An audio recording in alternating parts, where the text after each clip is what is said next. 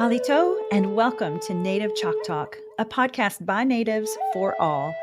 Here we're keeping our Native ancestors' stories and history alive while also sharing with you our Native cultures, traditions, and more. I'm Rachel Youngman, a Choctaw originally from Anadarko, Oklahoma. I hope you'll enjoy this journey with me as we learn from our Native American guests. And stay tuned for the end of each episode where we'll talk about some great ways to support Native causes and or Native-owned businesses. Let's get started.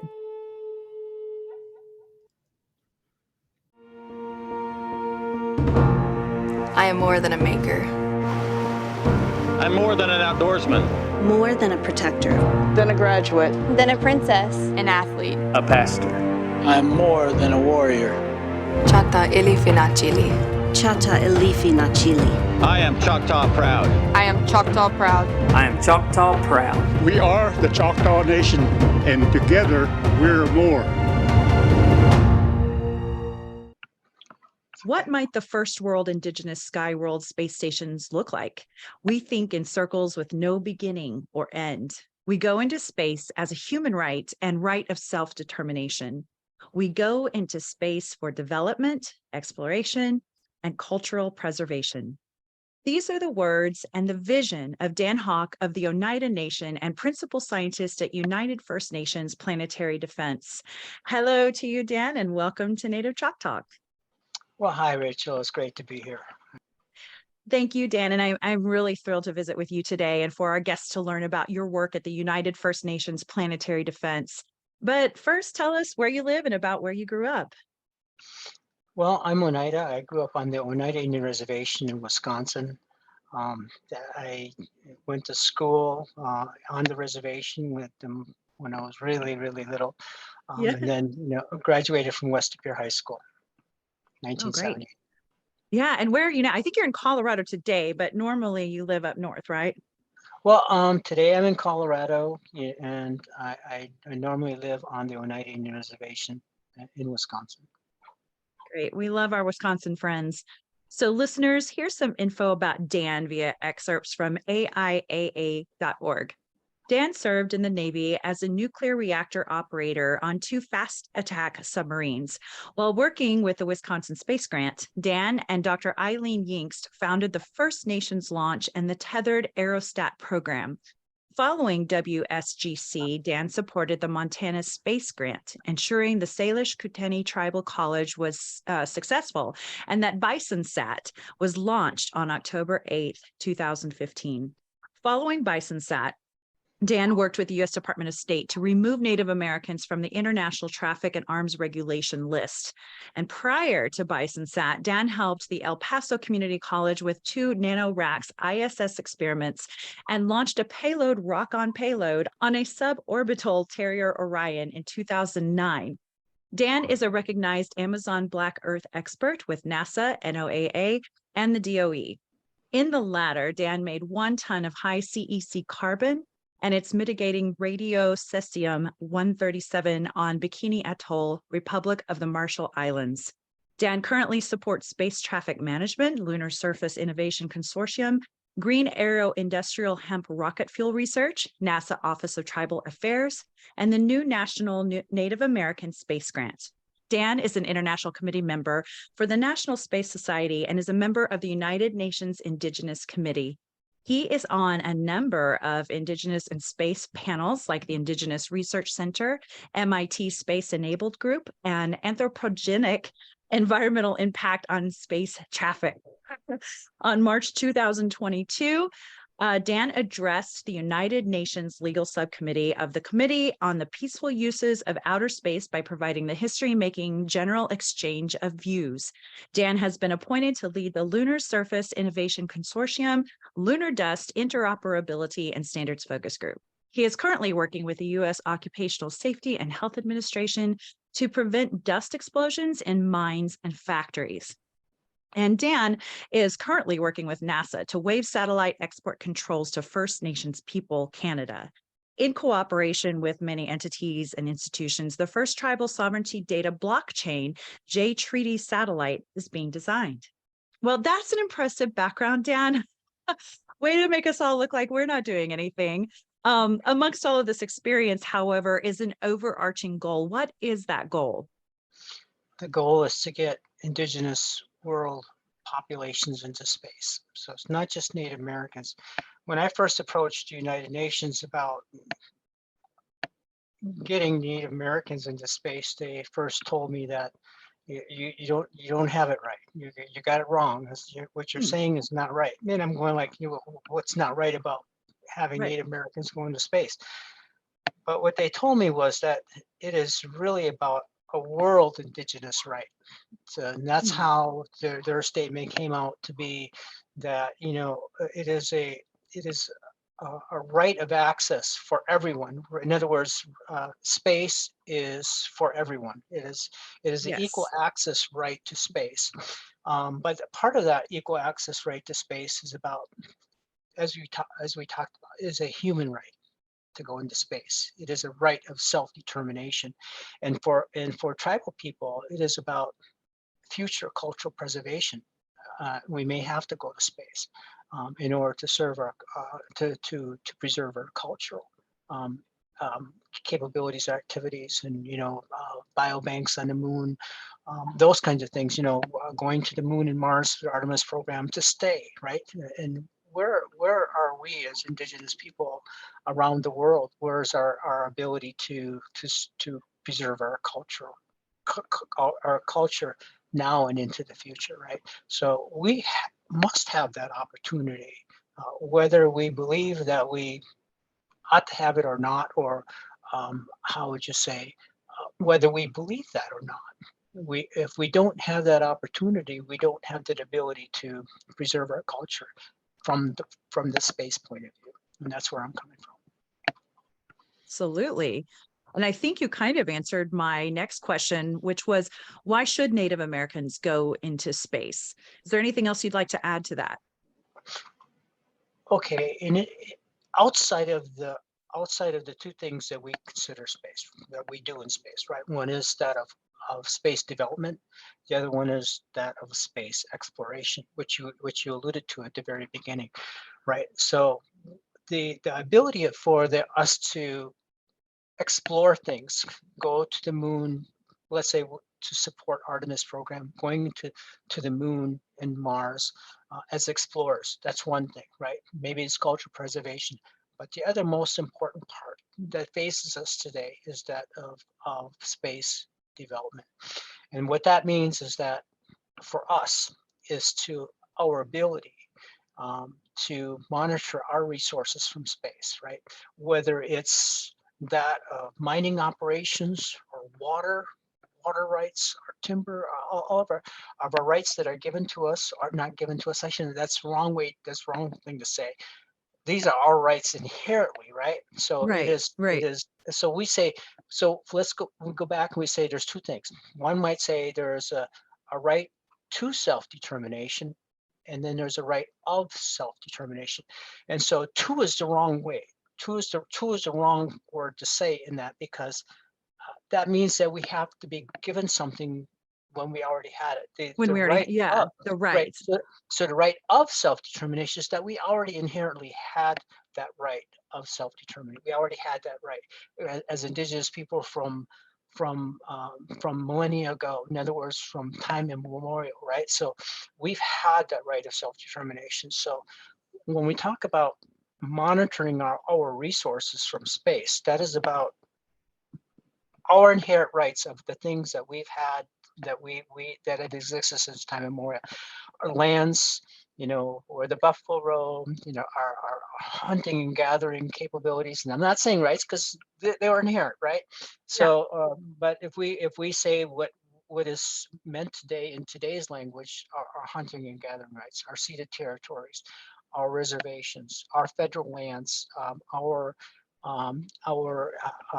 forestry. All right. So one of the original missions in space, I think it was maybe a Gemini mission, that looked down upon the Menominee Indian Reservation and the Menominee Sustainable Forest, and called it the Green Gem because it stuck out. It was a sustainable forest that they could see, and they called it a green gem. So we are noticed from space, our indigenous Yeah. people, right? So getting back to the development part, right?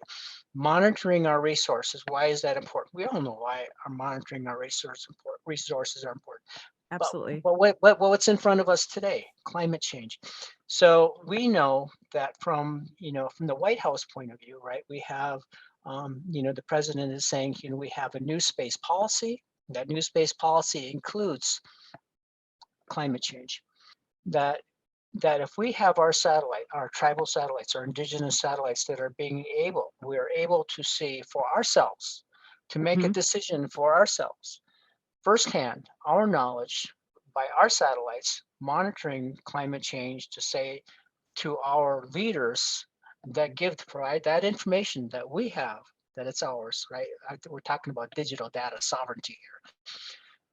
Then now we have the ability to make decisions with the power of our own tools, the power of our own data, but our acknowledgement from space, that space development. So there's more to this now, right? Yeah. So space development also means things like the new issues, right? The new sovereignty. What is tribal sovereignty today? So it's land sovereignty, it's space sovereignty. Putting up tribal satellites is about sovereignty in space, right?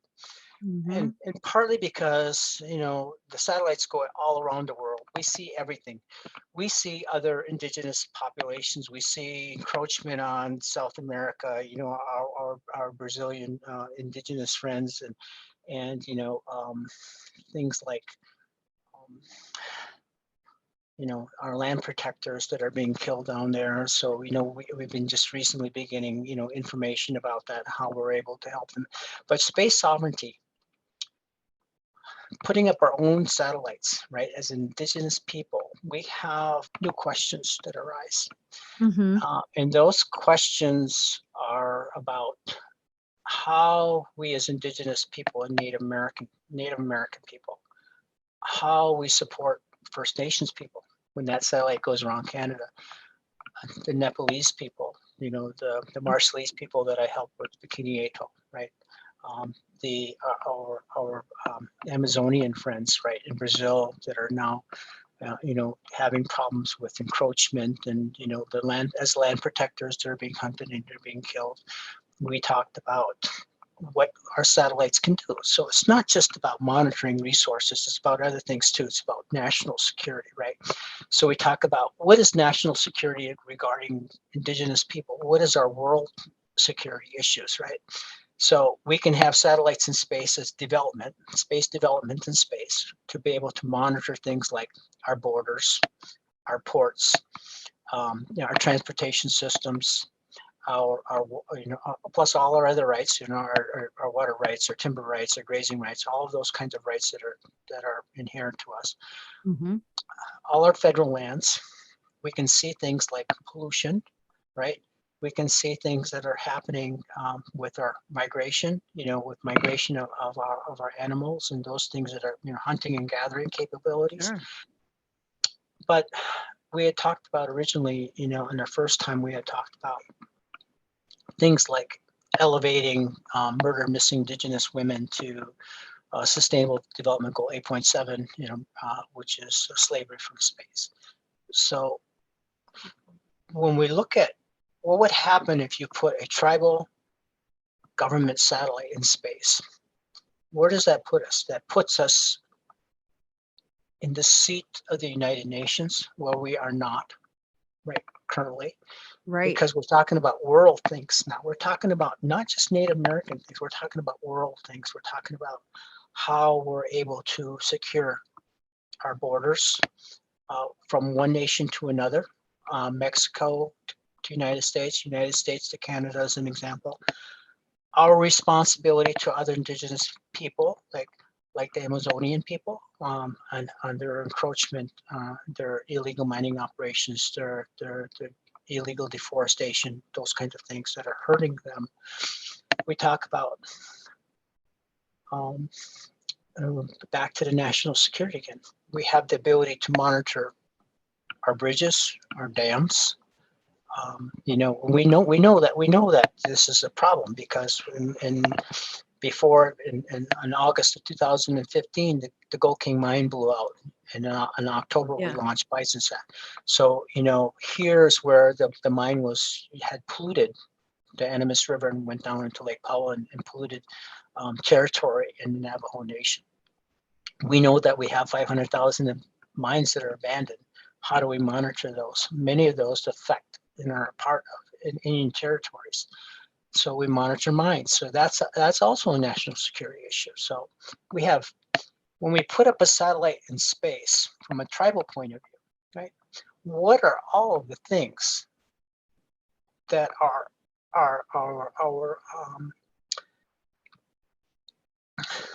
that affect the world, right?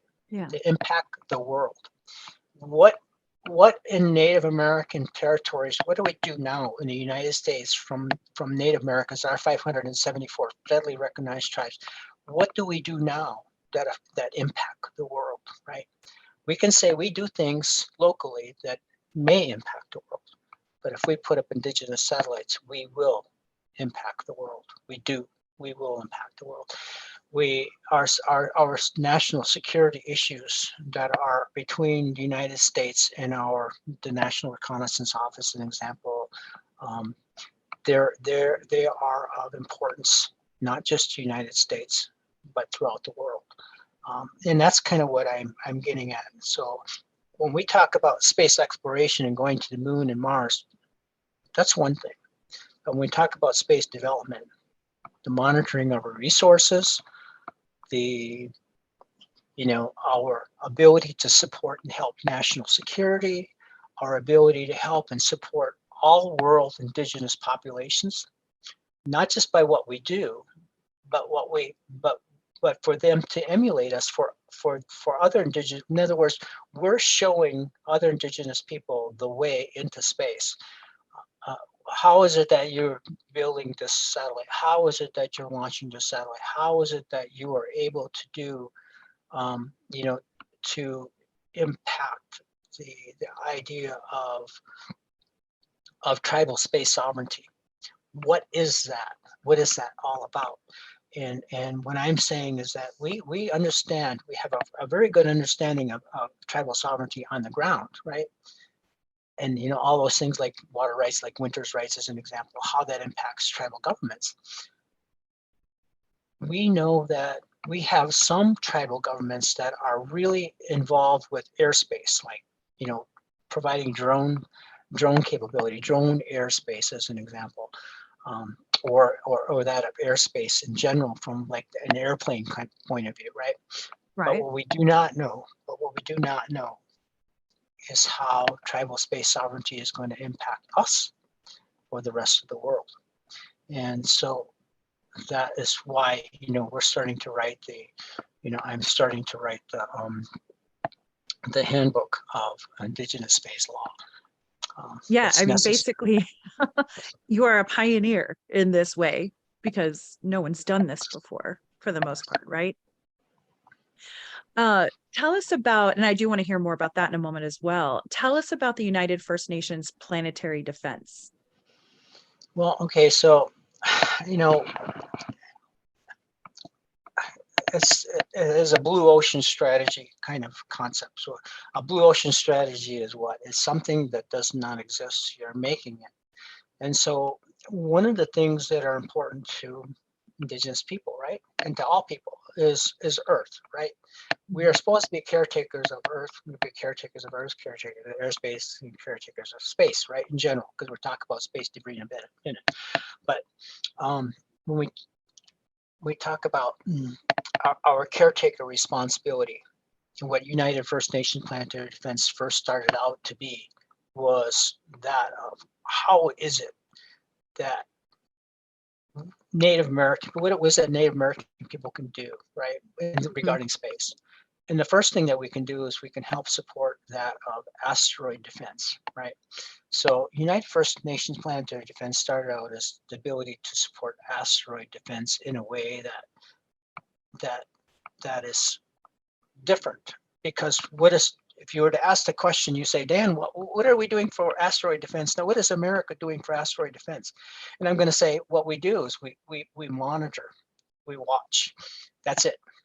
There is no rocket on a launch pad right now that has the ability to launch and to impact an asteroid, an inbound Oh, asteroid. that's a little scary. It is scary, but think about this.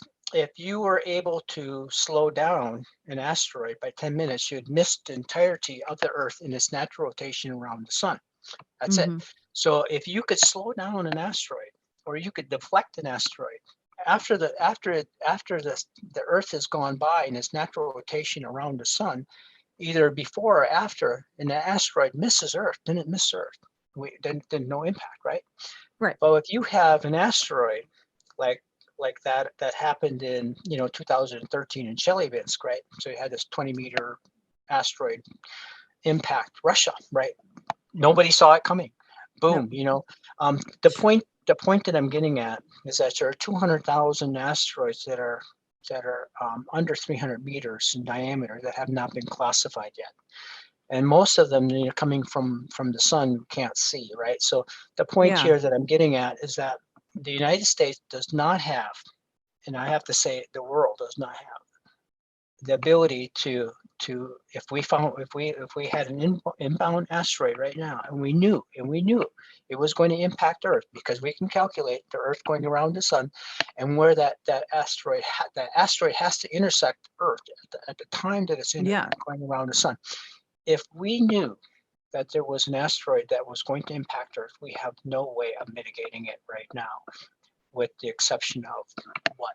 Okay, so that's how United First Nations Planetary Defense was created, and it was created created out of the Jay Treaty too. It was the first time that probably a business, and I'm saying words, business, right? A business is created out of a treaty. So it's the Jay Treaty of 1794 between the United States and Canada, where the line of Canada does not exist because of commerce between Indian people, between the First Nations and Native American people. That's the Jay Treaty of 1794. And so the whole idea here then, Rachel, was to put Native American people and First Nations people together for the first time ever, right? In a business. United First Nations Planetary Defense is that, stemming from the Treaty of 1794. But what is the plan then, right? So what's the plan that we're talking about for mitigating asteroids if it doesn't exist? Well, that plan is to take a rocket lab, electron rocket, which has a kick stage, to take the kick stage and turn it into an impactor. So you don't have to set aside a rocket.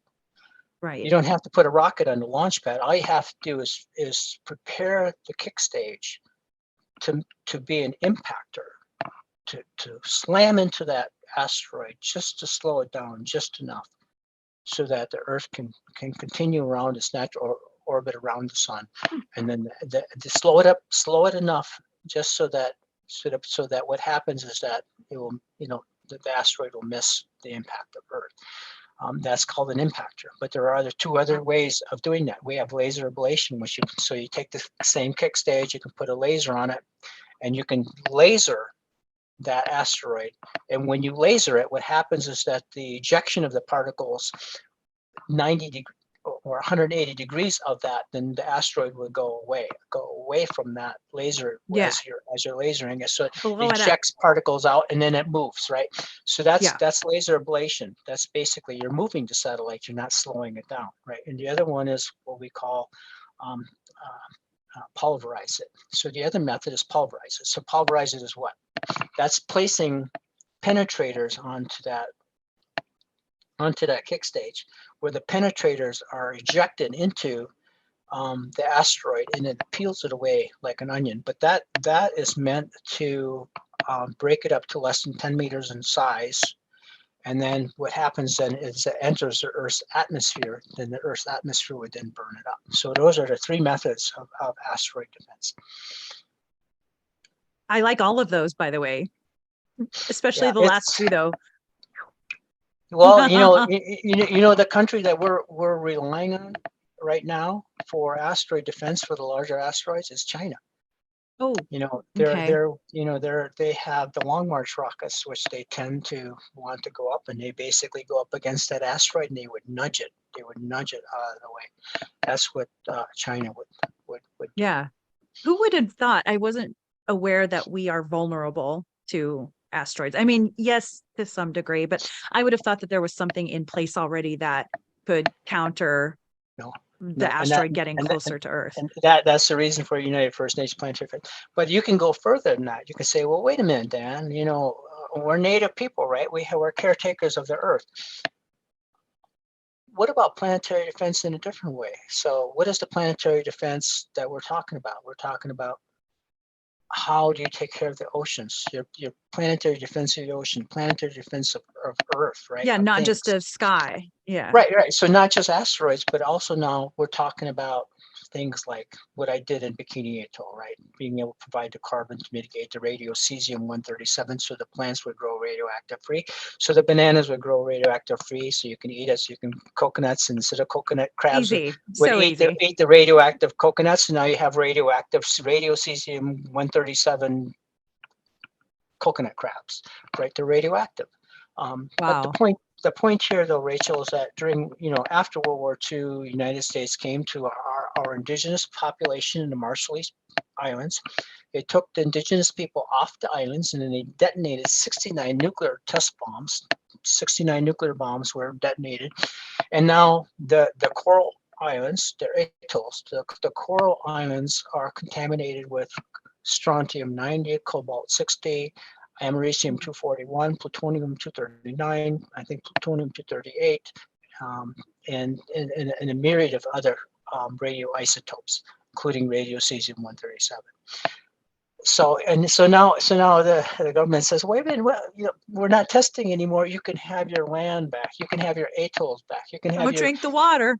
yeah, you can drink the water. You have your land back now. So, but what I'm getting at here is that was an opportunity for indigenous people like myself to work with Amazon Black Earth as an indigenous Oneida to help the Marshallese people with their radioactive problem. And Yeah. so here's another opportunity for indigenous people to support other world indigenous people.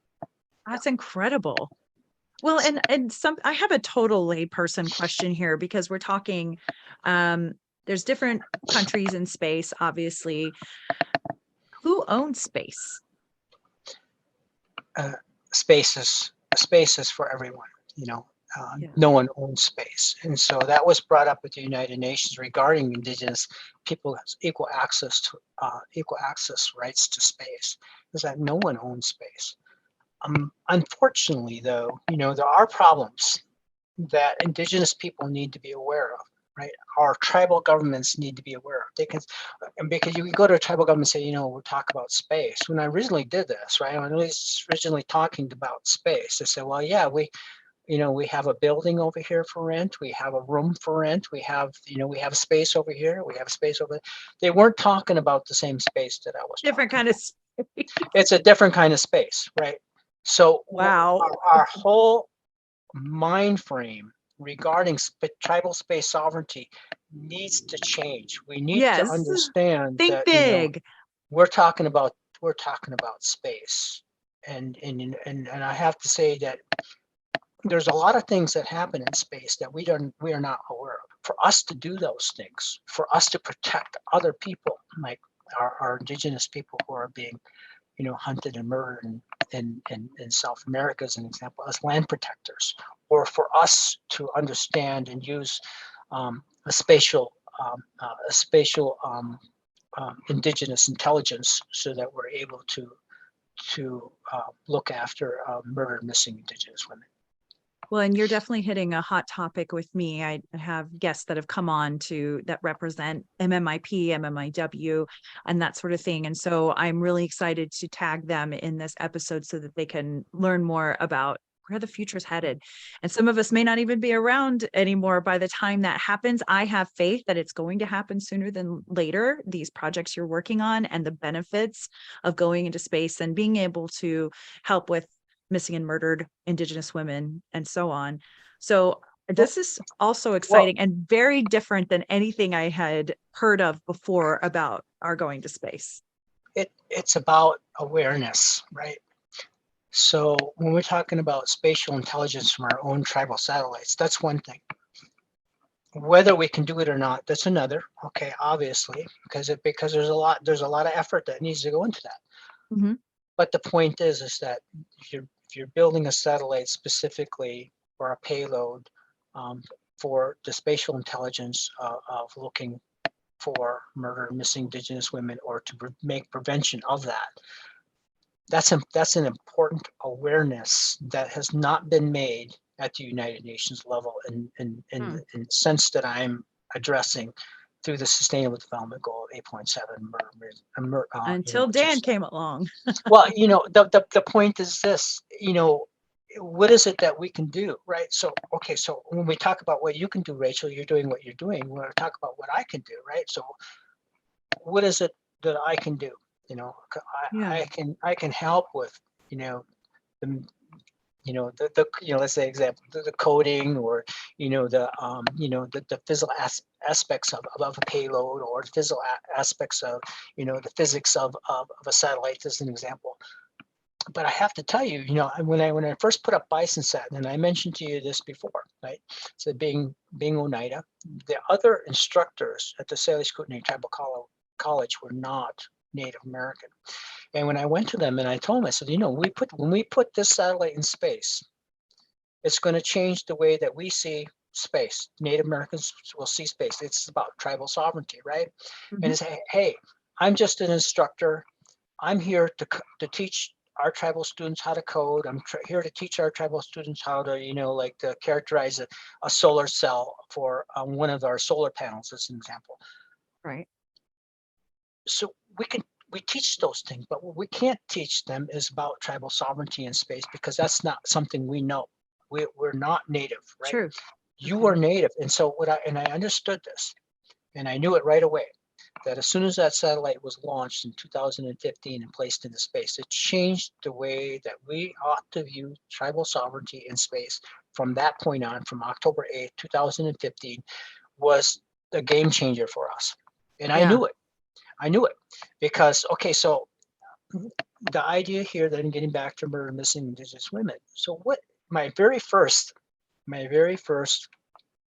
non-disclosure agreement was with Northrop Grumman on a satellite antenna that, and I really can't talk about the antenna itself, but about a satellite, about a satellite antenna that I was considering specifically to support murder and missing Indigenous women. My very first non-disclosure agreement with Northrop Grumman was about murder and missing Indigenous women, and it being able for the detection of that through the specific antenna that they had.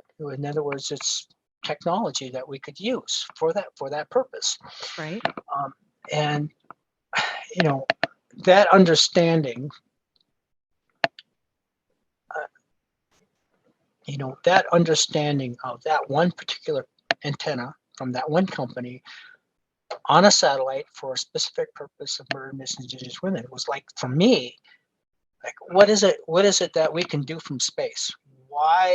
So you get back to the tribal leader again. Why is it important for us to go to space? Why should we go to space? Why is it that we should do that? And I'm saying not only just for all the sovereignty reasons, but there are reasons that we could use to support other things that we do, whether it's, monitoring mining operations that we disagree with. We disagree with this mining operation. We can't stop it, but we can monitor it. We can see if it's leaching, or we can see, the operations of, we can see if it's doing things that it's not supposed to be doing, that we may not be able to see otherwise. We've been prevented from doing a lot of things, from pipelines as an example, like DAPL as an example, the Dakota Access Pipeline and all these other pipelines that we're talking about, that we may contest, but we may not have any control over it, but we surely can monitor it, right? And it's the same thing that I'm getting at here with murder and missing Indigenous women, is that we may have some ability to make some prevention and a lot of awareness of this very horrible situation. And that's what I'm getting at. This it may not be the silver bullet, but what I'm saying to you is that it is definitely one of those things that would raise significant awareness, not only here but around the world. And that's what I'm saying. Absolutely. And sometimes it's the sum of all the parts, and that could be a very big part, right? Yeah. So, on your LinkedIn page, you promoted the following: tribal space sovereignty is in need of tribal space lawyers. Consider amplifying our voice in space by donating to the Ole Miss Space Law Indigenous Scholarship Fund. So it looks like Ole Miss and University of Mississippi, possibly others, are offering scholarships in this realm, which is super exciting. And my daughter's applying to law schools right now as we speak. I wish I could twist her arm into going into Indigenous space law, but I can't even imagine what kind of laws pertain to space on the Indigenous side. What does that look like? Okay, so my very first question that I'm going to say to your daughter is like, what is our responsibility as Native American people to the rest of the Indigenous world when we see things happening from space that we are not supposed to see? Ooh, good question. Like encroachment, like illegal deforestation, like illegal mining on Indigenous peoples. Yeah. That don't have the ability, don't have the protections that we have as Native American people, right? And we sometimes we don't have that protection either, right? But in other countries, so you have to understand what is spacefaring, what is a spacefaring nation, right? So we can say that the United States is a spacefaring nation, but then we look at Native American people within the United States. So I'm going to ask Rachel, are Native people spacefaring? And you're probably going to no, not really. Right. I mean, do we have our own spaceport, which I'm working on? Do we have our own ability to launch, which I'm working on? Do we have our own satellite systems, which I'm working on? So what I'm getting at here is that if you look at Africa as an example, there are some countries in Africa where they are spacefaring, but you have a lot of other nations that are not spacefaring. So you have non-spacefaring countries that have indigenous people within them that would maybe would like to be spacefaring, but they themselves cannot be spacefaring because their country is not spacefaring. So we can be spacefaring because we're in a country that's spacefaring. We just need to get there. We just need to have tribal governments. We need tribal leaders saying, "Hey, wait a minute." What Dan say, why are we not having our own satellites to monitor our own resources and to monitor climate change, and to monitor habitats like caribou migrations and our ring seals, and why is our polar bears doing what they're doing, and those kinds of things. We should be having that monitoring capability on our own. That's about data sovereignty. Space sovereignty is data sovereignty. It's our satellite, our data, our information, nobody else's. So getting back to that first question again, what is our responsibility as Native American people to other indigenous world populations? Getting back to the emulations, if we get into space, other indigenous people around the world can say, wait a minute now, Native American people are in space. How did they do it? How did they get into space? So it's about that. But the other part of it is that issue of spacefaring, right? So how can we help other indigenous populations that are in the country that are not spacefaring, but are indigenous populations within that country that are not spacefaring? So what I'm saying is that there are a lot of legal questions that have not been asked, or if I've asked them, the answers, are they going to come from Dan Hawk? Or are they going to come from our collective tribal leaders that say, these are questions that as tribal leaders around the 574 federally recognized tribes of the United States have the ability to say what the answer is, right, on how we're going to treat other indigenous people around the world when we see things happening to them from our satellites, our tribal satellites. And now this also happens to do things like, we just had these issues with Starlink as an example, and Ukraine, right? Mhm. Our satellites, which because we have the ability to do both commercial and government frequencies, which is special. We have the ability to see things and do things that other companies cannot do because we're a part of the United States. We have this federal tribal trust relationship. What does that Right. mean, to other world indigenous populations? Right. So interesting. The light bulb has come on for multiple things, as you've talked about the benefits and the fact that other countries may not have the infrastructure that we actually have. So why are we not taking advantage of that as Native Americans as well to have our own space program? So does this Native space program mean that there would be education for today and future generations of Native American kids in the field? I would assume, right? Well, I have to say that there was a gentleman that I worked with, through the First Nation launch, like we mentioned here, previously. But he's Ojibwe. He's from Canada, right? So it just happens to be that you're First Nations people in Canada, right? And they're now living in the United States. So this young man says, I'm going to apply to NASA. First Nations people, Right. Canada. It could be First Nations Oneida Right. in Canada, living in America, applying to go to NASA. And you know what NASA's response to him was? What? You live in Canada. You're not, yeah, you're not a You're US not you're citizen. not eligible. Isn't We that can't hire you. crazy? We can't hire you. We I can't. didn't know that was a requirement. Okay. We cannot But hire you. still, he's First Nations. He's First Nations. And so what I'm getting Yeah. at here is that this J Treaty issue, right? Yeah. Or ability to be Indian and Native people across that border does not exist in the way that it should exist. I mean, Right. it gets back to that idea that I'm going to tell you about, what you mentioned before about our satellite export controls of First Nation people and the State Department not wanting to waiver that. But the point here is that this young man, I helped him get a job at Boeing, right? So Oh, here he's great. working at Boeing, right? Yeah. But he can't not work at NASA because he's Native American from Canada. I'm so Um, sorry. NASA does and, not want your talent. yeah, But yeah, I see okay, what you're saying. There's got to be some change there. there's got to be some change there, and it's upsetting. It's very upsetting. Very much. Yeah, Very and much.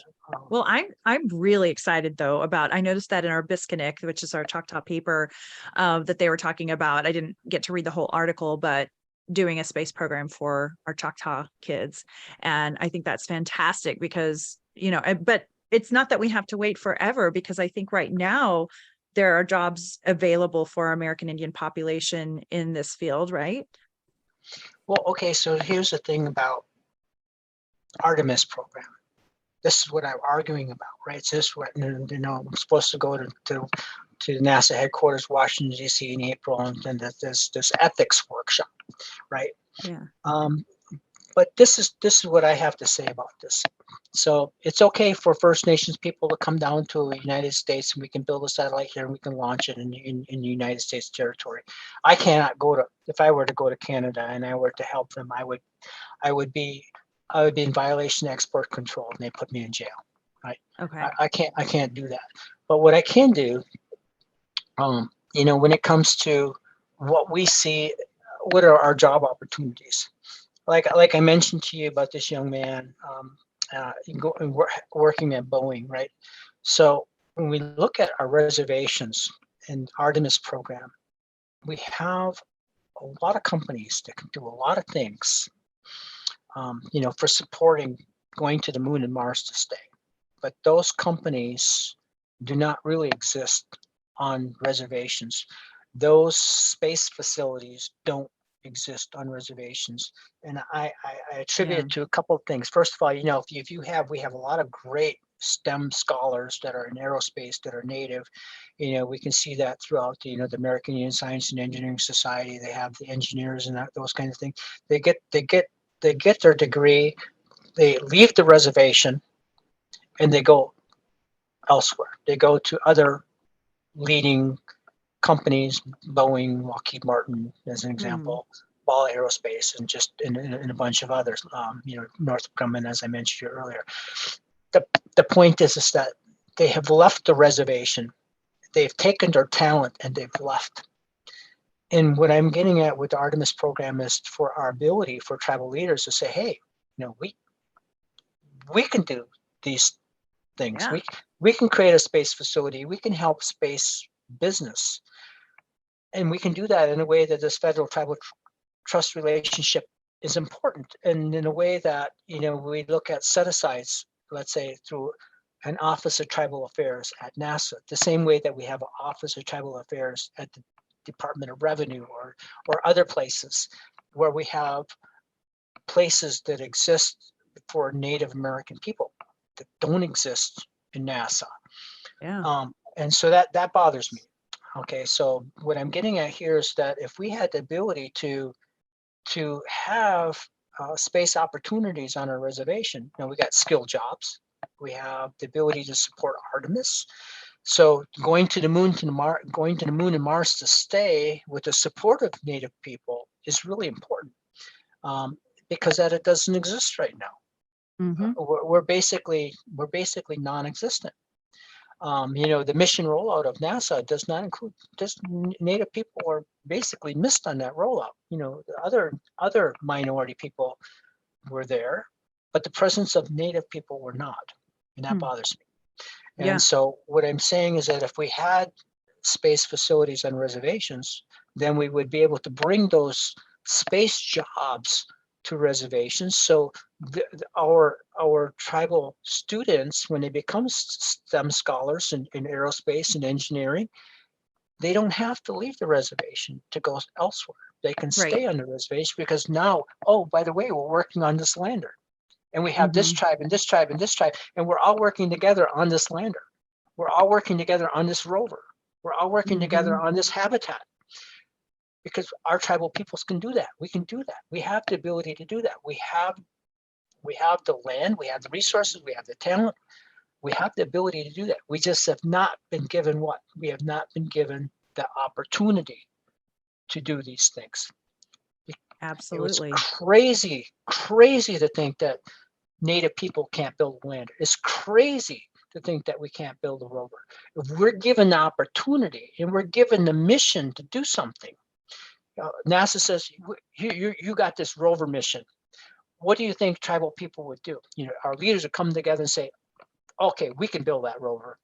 We're going to do this, and this, and we're going to hire this, and we're going to bring in special aerospace industry if we need to, but we can get this done.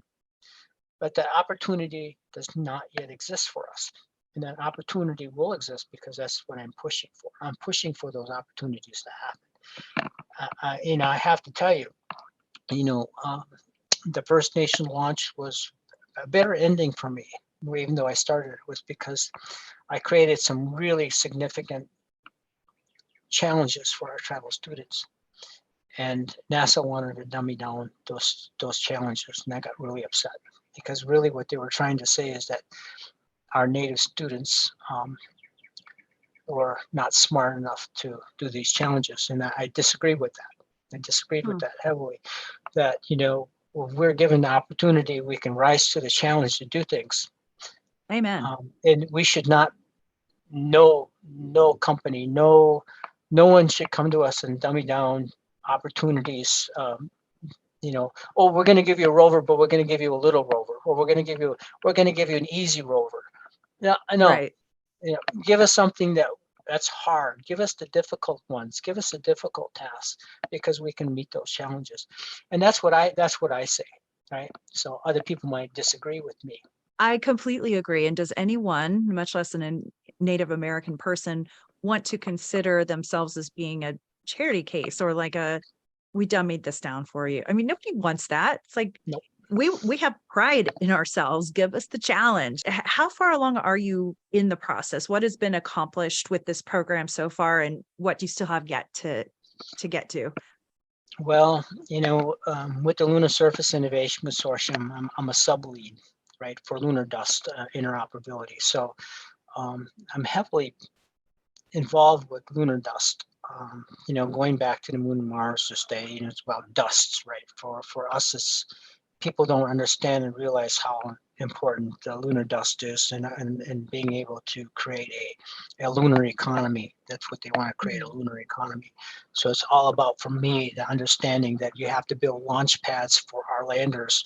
It's because when you're building, when you don't build a launch pad and you have a lander landing, that the dust is going to, because the size of our engines, they're going to eject all of this. We're not going to say all is the wrong word. Wrong word. When the lander lands on the moon, the engine blast ejecta of the lunar dust and regolith, a lot of it will enter space. It'll go into space.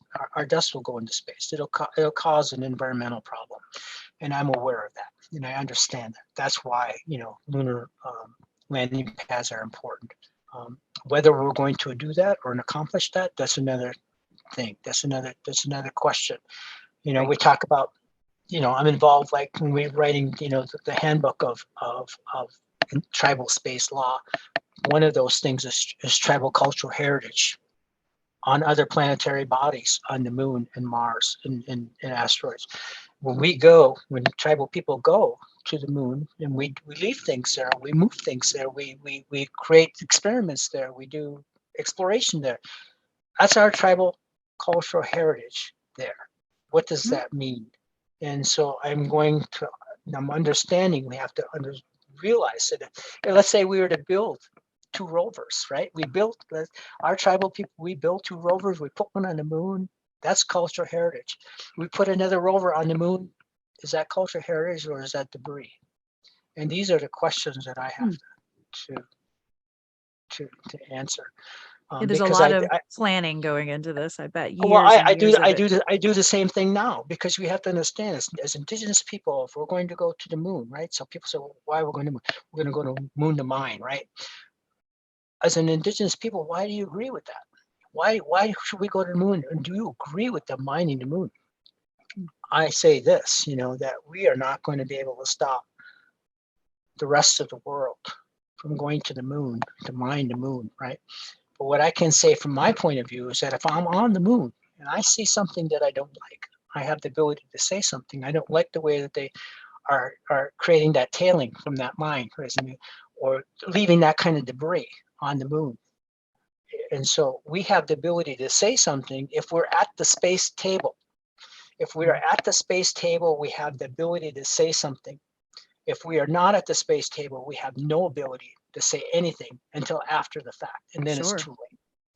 And that's why, one of the reasons why I'm doing what I'm doing regarding the Lunar Surface Innovation Consortium is to be a part of that monitoring process, to say something. And that gets back to space debris, right? So we have, working on spaceports, working on our own launch capability, working on our own satellites, but we have a space debris problem. It's an orbital space debris problem, right? So we can have space debris on the moon, which is space debris, but not orbital space debris. Orbital space debris is that is around Earth. And we also have orbital space debris around our moon now, right? So we have debris circling around the moon in orbit, right? But in Earth, we have a lot of space debris. So what is our responsibility as Indigenous people, as caretakers of our orbital space? Do we have a caretaker responsibility for all of the debris around the Earth, right? So we have China's debris, we have Russia's debris, we have American debris, we have debris from the European Space Agency, debris from JAXA, from the Japanese space exploration. So what I'm getting at here is that the question of tribal sovereignty, at a time that we want to go into space, at a time that we're given, I'm not given is the wrong word, at a time that we have inherent right to go to space, we are also under the same right of wrongness of going into space at a time that we have a lot of orbital debris. So when we go into space, we launch it, we put our satellite into space. We're tribal sovereignty. We got our tribal sovereignty satellite up. We're seeing the things that we need to see. We're seeing our climate change. We're seeing, you know, the injustices around the world. But we're in the same field of debris, of all the other debris, plus all the other satellites up there. What is our responsibility now to debris of all the debris that's up there? We can say, well, it's Russia's debris, it's their problem. It's China's debris, it's their problem. It's United States debris, it's United States problem. Wait a minute now. Are we not a part of the United States? Is that our debris? You know, is that our debris too? Right? So it just happens to be that we're just now at a point to where we're starting to talk about active debris removal. One of the things that we're working on, that we should be working on, tribal government should be working on, is, Dan, you know, why should we go to space? Well, one of the reasons why we should go to space is we should go up there to try to figure out what we need to do with the debris, with the orbital debris, getting it, disposing of it, reutilizing it, and that gets back to International Space Station.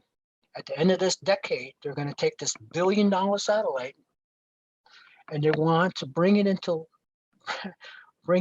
our Earth orbit, our Earth atmosphere, and burn it up. They want to burn it up. They want to burn up this huge space station over the Pacific Ocean, and whatever left of the remnants of it are going to end up in the bottom of the ocean.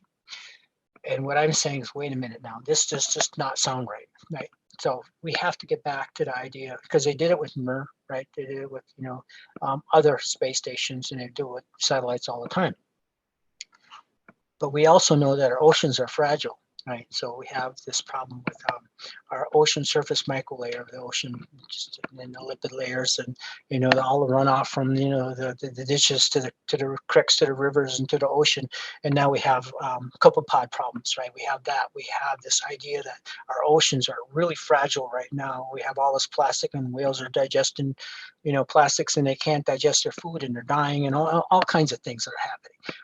We should not, as Indigenous people, allow the International Space Station to just be burned up, and like I said, the debris be a part of our ocean, and we can keep the International Space Station up, and we can reutilize it through what we call on-surface assembly and manufacturing. This is OSAM. So a part of OSAM is a part of our space traffic management, our space traffic control, our ability to keep the International Space Station up, and being able to go after dismantling, you know, the solar panels, as an example, being able to reutilizing it instead of just burning it up. In other words, doing something with it. If we're going to go into space, recycling the International Space Station.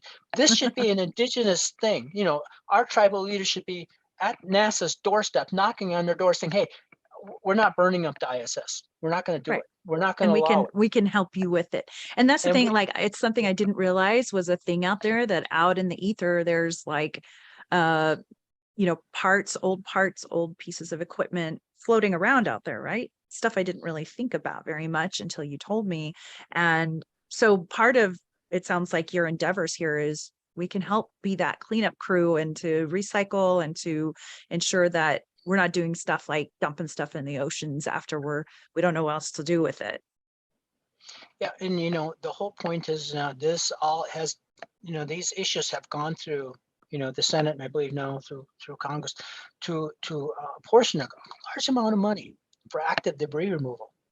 But where are our Indigenous people here in front of Congress saying, wait a minute now, you know, some of that money should be going to tribal governments, set aside for, you know, our ability to create, you know, space facilities specifically for active debris removal, right? So it's one of the things. It's awesome. We're working on that. We're working on a command and control center for that, and those kinds of things. But the point is that we are not at the space table, Rachel. Our tribal leaders are not there. We are not there. We need to be there. We need to be at NASA's doorstep. We need to be at the Artemis doorstep. We need to be at the International Space Station doorstep, because we typically have been left behind. And Yeah. I hate to say this, but I as you know, as we very beginning, you pointed out, right, that we've been prevented monitoring our resources on purpose, right? And so we need to change drastically. Native people have to change drastically how we think. And that is that we have to start thinking about space sovereignty, what it means, how it is that if we're going to, support the unified vision of space, because we have this unified vision of space. But what I'm saying is that unified vision of space does not exist if we're excluded. It doesn't exist. Yeah. We need to be included. And that is when we're going to have this unified vision of space. We go to the moon and Mars to stay. We go there together. We do it together. And right now we don't have that togetherness. It's not there. And what, it's mind-boggling to me, to be honest with you. There's a lot of money in space. We see that, with Artemis program, we're talking about $1 trillion industry, and it's going to get bigger. And what we need to do is understand that if I was to ask you, of that $1 trillion, how much of that's going to Native American people, it would be very, very small amount of money. Sure. Yeah. If at all, And so what I'm saying here is that I feel that we're left behind on purpose, and I'm trying to change that vision of getting to the point to where why should we involve tribal governments? What can they do? What can they offer? And I'm going to say, getting back to the idea that, if we're given the opportunity, we have a lot to offer. We just have not been given that opportunity, and we need tribal governments to go after that opportunity. Yeah. Very interesting and well said, by the way. We're cheering you on, man. And there's, any of my listeners I know are going to be really excited to hear about this. And you and I talked about the Dust Bowl, which is something that piqued my interest, because I've always been fascinated with the what, why, and how of the Dust Bowl. I remember watching the Ken Burns documentary on the topic. Surprisingly, it's called The Dust Bowl. If anyone would like to check it out. Yeah. Anyway, so why am I bringing up the Dust Bowl? Because believe it or not, it does have something to do with this program. So Dan, would you first share with us the what, how, and why of the Dust Bowl, and then how something like the Dust Bowl is taken into consideration in what you're doing? Okay, Dust Bowl is really important for a lot of different reasons. I've actually had a teacher in New York City. She came to me and says, Dan, I never understood about the Dust Bowl and how important it was. And you've changed my mind about how I teach my 8th grade girls. Yeah. And what I'm saying here is this. Okay, so first of all, the Dust Bowl is important for it because it's local climate change. Really bad. Back in the 1930s, is really bad. Okay, so how did this all start? It all started with, the Homestead Act. So the Homestead Act basically said, we're going to take Native people, go put them on reservations, and all the land that's left, we're going to give to settlers. That's basically what they did. And we're going to give settlers can take this land and for a little bit of fee, and plus whatever the commission was for whatever the fee agent, whatever the agent was that provided that plot of land. But part of that Homestead Act said you have to improve the land. So what did they do? They had to improve the land by plowing it. So over 400 million acres, 625,000 square miles from Texas to Canada, they plowed. They put Native people on the lands because they said that Native people didn't know how to take care of the land, that farmers knew how to take care of the land. So what they did was that the farmers, the settlers they plowed up 400 million acres of land, and they did it. They did it constantly. They constantly plowed and they plowed and they plowed. And during the same time, you have to understand that technology was increasing. So they went from, like, say, 4-cylinder tractors to 6-cylinder tractors to 8-cylinder tractors. They went from one plow pulled behind a tractor, and the plows got bigger, the tractors got bigger, they got more power, and they got tracks. And then they had from iron wheels to rubber wheels in 1936. In 1929, they had 200,000 tractors they were making per year. In 1932, they had 19,000. So what happened during that time? So people don't know. So why did the stock market crash? Why did we have the depression? First of all, during the Dust Bowl, when they had this dust, they had huge sandstorms. Huge. Every other week they had sandstorms, and they were huge. They had reported 16,000 feet aircraft at the time. They had dust landing on decks of ships 300 miles out into the Atlantic Ocean, where they were sweeping the dust from Oklahoma off these ships 300 miles out in the ocean. So what was the problem? So first of all, the dust was what was made. The dust was made out of in 1935 in Kansas City. The dust was made out of 75% silica, 20% metals, between aluminum and iron, and 5% was carbon. So what had happened after all this plowing that they did year after year after year, and to support the war effort in World War I, to provide grain and wheat with the doughboys to World War I. So it was a war effort. So they created all these commodities from this land, and then so the dust was important for understanding why that was so. Because when you talk about 5% carbon left, what was happening was the carbon of the soil organic carbon, was being depleted. So if you take and understand that a plant is cellulosic, it's cellulose. Cellulose is sugar. Sugar is carbon and water, or hydrogen and oxygen. Carbon, hydrogen, and oxygen is sugar. So when you remove the carbon from the soil, you no longer have any root sugar. You don't have the ability for cellulosic growth of plants. You just didn't no ability to do that.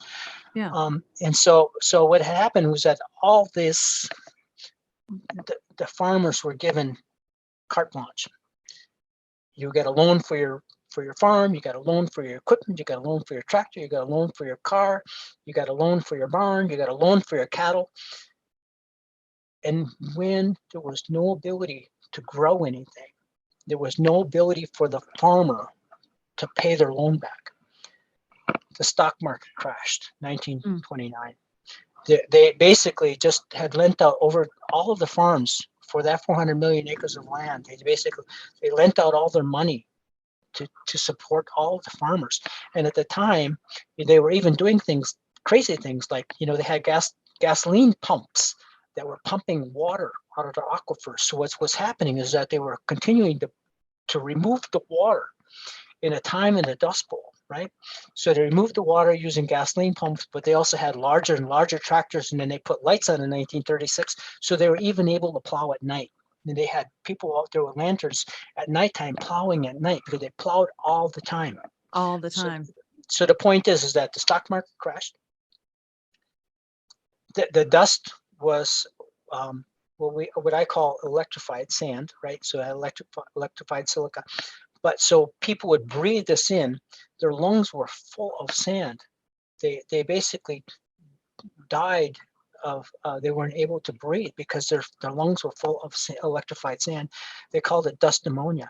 1 million people were displaced. Thousands of people died during the Dust Bowl. And it's all about the fact that they didn't have any soil organic carbon left. But now you go further. Now remember, Native people were placed on Indian reservations to allow the farmers to plow. But at the time, and what we don't understand, you remember when we go, so 1929, stock market crash, we went through this period of what we would consider, let's say, depression, right? So we at a time of depression, because the stock market crashed, there was no money, the Dust Bowl was in effect. We forget about the Great Flood of 1937 as an example, but now you have to understand what happened in 1939. So in 1939,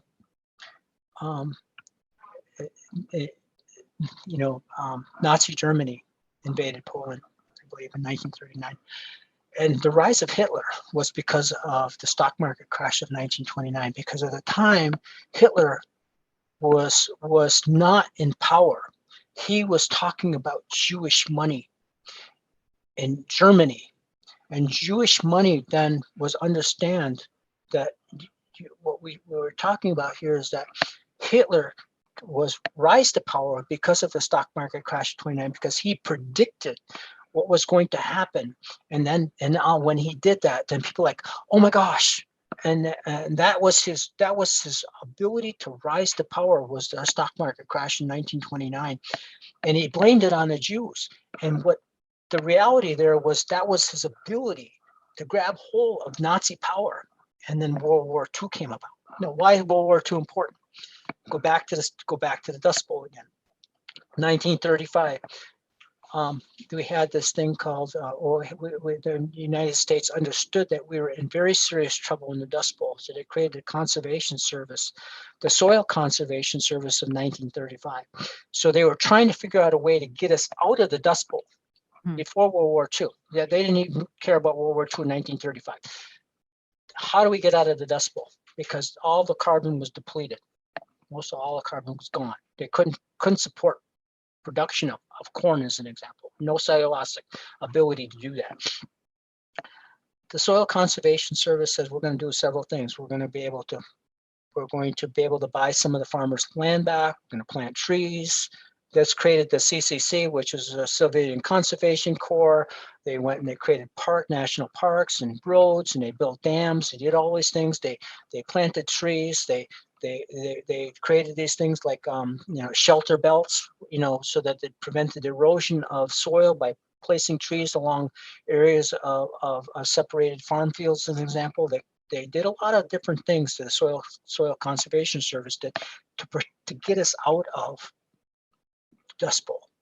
But really what got us out of the Dust Bowl was World War II, because we had these men, mostly men, were a part of this conservation corps, and they were in a very rigid military type of framework in their mind of how they're going to go about planting and building roads and building bridges and building dams.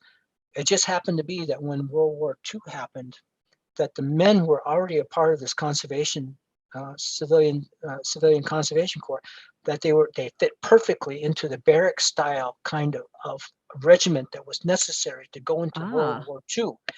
And so that is when they went into World War II, then what happened then is that the farmers that were no longer able to support a farm because they couldn't grow anything, they went to the factories, they went to the war, they did a war effort of World War II.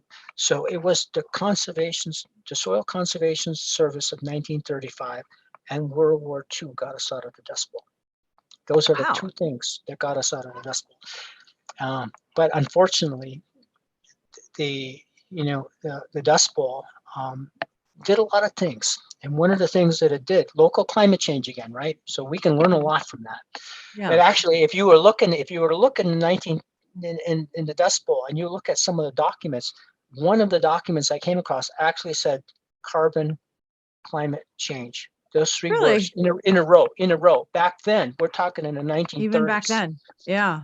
Right. Okay. So so climate change, yeah. So there, we know now why Hitler came to power. We understand why the stock market crashed. We know why we went into depression. We know, and it was all because they put Native American people on reservations, and they said to the farmer, "You guys know how to deal with this land. You know how to make this land fertile, and to do these things, and to grow crops, and to support the war effort." In reality, they didn't. They didn't do it right. We know now, right? We know now about those agricultural practices, because those agricultural practices affect Europe today, because we went from till to no-till, and within that little bit of time from till to no-till, within that 20-year stretch, as an example, has changed our climate in Europe. And which also impacted Pakistan. Their perfect storm, their flooding that they had. So we have to understand that what we do in America impacts Europe, and what happens in Europe impacts Southeast Asia, as an example. We, as a native people, what we understand is that all things are connected. Unfortunately, we don't. The rest of the world, the rest of the people that we connect with, don't see that. Mhm. And so that you have to ask the question. Well, Dan, you're right. We tilled up our land. We tilled up our land. We created this agriculture practice of tilling, of plowing, and now we're going to no-till. What effect does that have on our climate? Nobody Ah, asks these questions. These questions are important because we're right. talking about millions and millions of acres of land, changes the impact of how we deal with climate from here to Europe and from Europe to South Asia. And it all comes full circle. It all comes full circle. Yeah, It's very because we can, interesting. as in the Northwest, we can see that what's happening in across the Bering Strait. We can see what's happening over there, and China is an example that's affecting the Northwest. We can see that. Mhm. Mercury is one of them. Absolutely. Mercury is one of them that we can see in our West lakes. This mercury from China, as an example. Yeah. Right. Well, this was really exciting to get to hear about because, again, I'm kind of fascinated with the Dust Bowl and the reasoning behind it. Again, that Ken Burns documentary is fantastic. And when you do watch it, listeners, think of Dan and the hard work that he's doing today and this podcast. So I'm thrilled about the programs you're working on, and my listeners and I will look forward to seeing the exciting results of your Well, hard work. But well, Ken Burns' program would change if he would have interviewed me first. He would have thought ah, different. interesting. Yeah, maybe there should be a part two, like a Yeah, sequel with like some disclaimers about the yeah. previous one. Well, If anyone I've knows Ken Burns, let us know. yeah. So I mentioned that you're Oneida. Tell us about your tribe, the history, culture, traditions, and then I'd love to get to hear about your own family stories and history. So tell us about the Oneida. Well, I grew up on Oneida Indian Reservation during the 1960s, right? So, and actually I graduated in 1978. So 60s and basically the 70s, right? So before going into the service. What I noticed on the Oneida Indian Reservation during the time of the 1960s was that, we were given a lot of Army surplus things, Hmm, army tents and army pants and army jackets. Which I right. was thrilled about as a child. But one of the things that I knew that if I had something to change today, would be, we had a local town dump, right? Hmm. Um, and unfortunately, this town dump is like, we all kind of went there, as kids to play, and we throw I did stones the at same bottles and thing. Oh my God. yeah, and break bottles and shoot 22s at tin cans and things like that. Uh-huh. Yeah, We can't do those things today. Yeah, I mean, true. to think about the things that we did when back then, we don't do today. We True. ought not to do those things today. But in Oneida, we have where our town dump is that it was over our creek, Duck Creek, Hmm. one of our very important waterways on the Oneida Indian Reservation. So this dump was above, like on a hill, overlooking our creek. And back then, as a child, did not understand what I was doing. But they had taken vehicles there. They had toxic chemicals there. I remember seeing oil drums full of things, toxic chemicals. And so, yeah, I mean, I remember the dump being a place where we would go. I go there, and sometimes, a person was taking care of the dump. We had fires lit, lighting the dump on fire and things like that. Wow. And Dang. I'm going like, oh my gosh, they had, like I said, they dumped cars there, they had toxic chemicals there, they had batteries, everything that they could dump, they dumped there. That's what was a town dump. And today, you know, um, we have understanding that downstream of that we have clusters of cancer, and I can't Hmm. help but believe that it's because of the dump, that Yeah. all the things that we put in it then eventually leached into our creek and then went downstream. Now, through the reservation, by the way. So that's one of the things that bothers me, right? But I Indeed. remember when I was young, we had a small barn, we had some horses, we had some cows, we had the old machinery for like making hay and doing all those things. We go make the little bales of hay, and not the big bales of hay today, but the Right. small 70-pound bales where you can just take it and chuck it up into the Yep. hayloft, things like that. So those are the things I remember. I remember fishing. Of course, now I remember now that's fishing downstream of the dump, and I'm like, oh my gosh. Oh, And right. so we used to seine for northern and those kind of things. So we hunted a lot. During my childhood, I hunted. We Yeah. had pheasants and Hungarian partridge and we had grouse, and we went deer hunting, and we did all those things that supported us on the reservation. But I remember having a lot of fires during the summer. We had cookouts and things like that, and we had a lot of people coming over to visit, and they would drive by and they come in and they visit. We had back then. We had visitors. Today we don't Oh, get yeah. People visitors. that just stop by. Yeah. People that stop by, and we don't see that today. So So true. when when I look at my childhood, I remember that most. Just that, here, I don't know. I should show you right here. Oh, This is right here. This dog tag. This is a yeah. world. This is a dog tag here. It's a World War I dog tag. Charlie Paulus. When I was young, we used to barter for things. Yeah. And one of the homes that I lived in, we didn't have running water. We had a pump house by the barn. Okay. Yeah. We didn't have running water. We didn't have, we had an outhouse. How we lived, right? But Hmm. this World War I dog tag with Charlie Paulus on it, a Native American Oneida World War I veteran. And to me, when I was young, he was an old man already, right?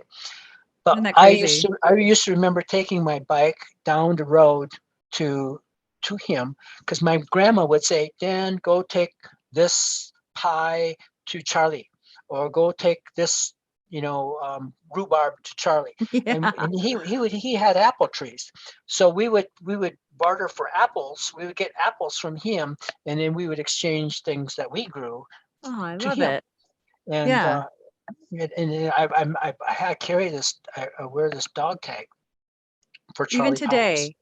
Yeah, Oh, I love because that. it reminds us as Native people, especially Oneidas, because we help support George Washington during the war 1770, during the time of 1776, 1777, when he was in Valley Forge, and he needed his troops needed to be supported by Oneida people to Hmm. survive. So that we helped them from starving during the winter of 1776 to 1777. And so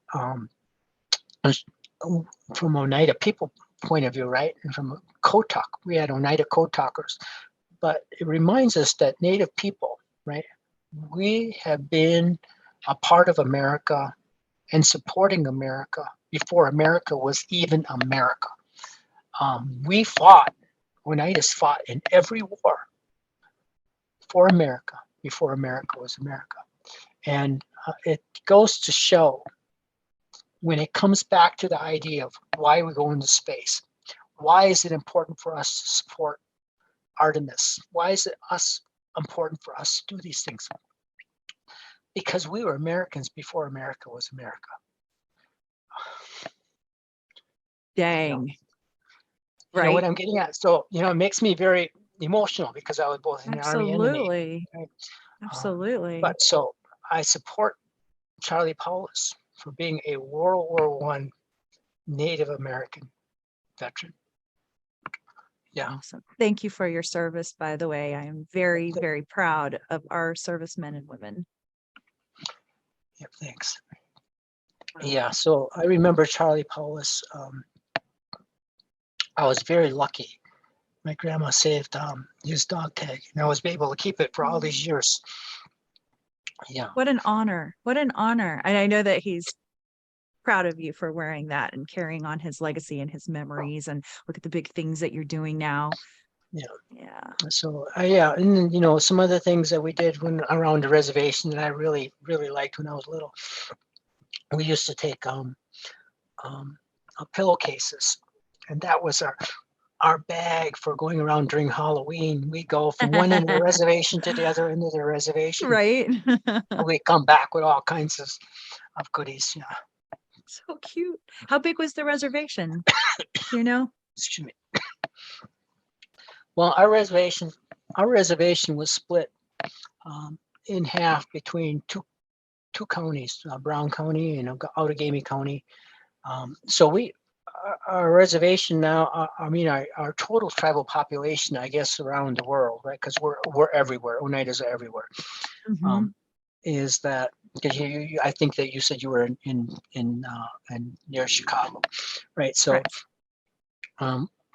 I think our total population right around 17,000 people. But I think on the reservation back then, we probably had 3,000 people on the entire Oh, wow. reservation.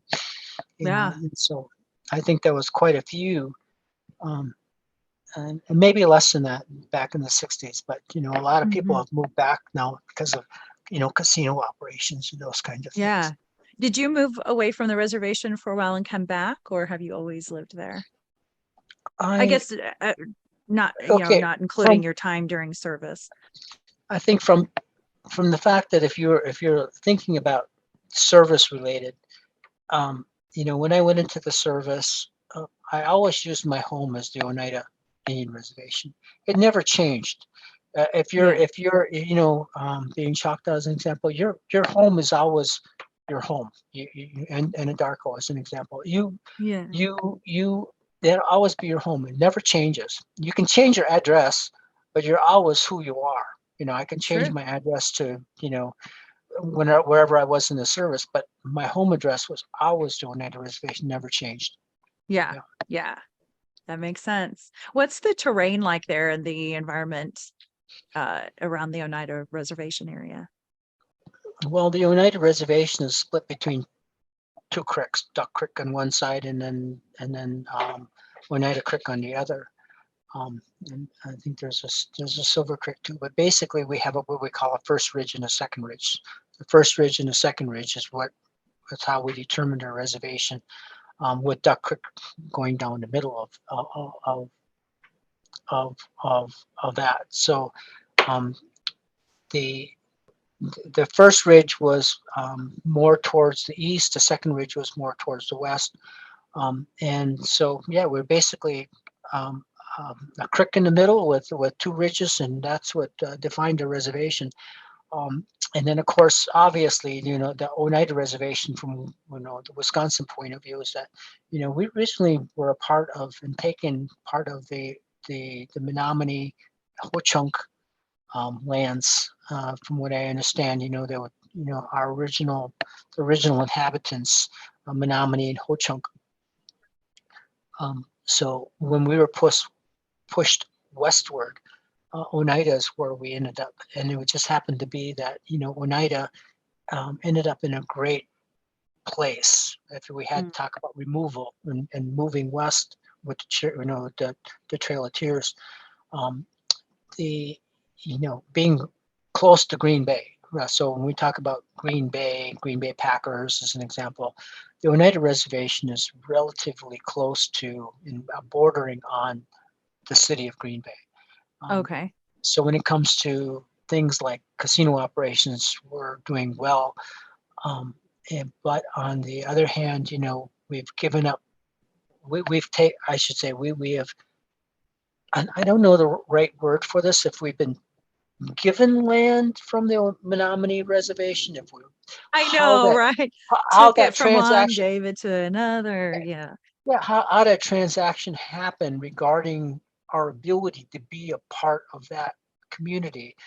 Right. Where before us, the delegations were going to the Menominee tribe saying, "Hey, we got this group of Oneida people that are coming. They're being pushed west, and we need a place for them to go." And then Yeah. from the Menominee reservation, whatever their whatever the trade, whatever the negotiations were to allow that to happen. I'm not all exactly sure, but I know that when we talk about tribes that are pushed west, it was a forced removal. It was a forced thing. but Absolutely. you're forced from one area from the east to go to west, and when you know that you're on somebody else's land, it's not your homeland, Yeah. and and you don't really belong there because that's not really your land. Your land, our land is in Oneida, in New York, Right. right? Our homeland is New York. That's where, and then I'm Hmm. using New York in the I'm using New York in the Anglican way, in the European way, right? Yeah. We should not say that our homeland was New York. Our homeland is where it was, right? Hmm. It is what it is. That's where it was, right? East, right? Yes. Um, so, but the point is that I feel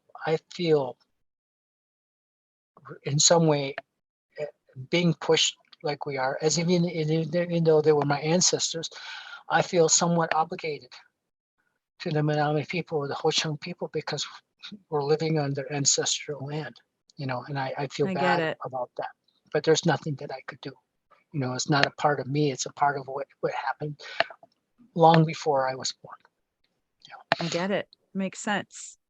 Much respect for those other nations Yes, and yeah, yes, you have to have, you definitely have to have respect for the people that sure.